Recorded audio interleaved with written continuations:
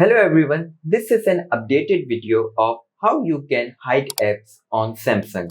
So you just need to come on your home screen and press it.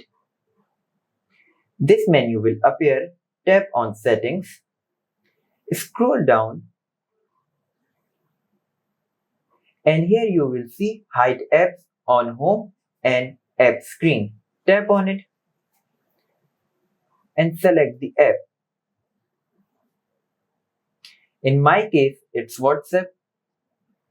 So tap on done. Now go back to home screen and as you can see, WhatsApp is no longer available here. Now let's search.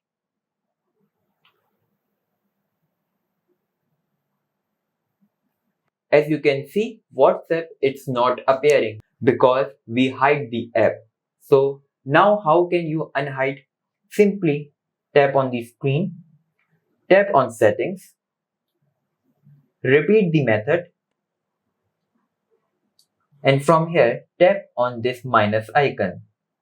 Then tap on done. Now let's check. As you can see, the WhatsApp is now back.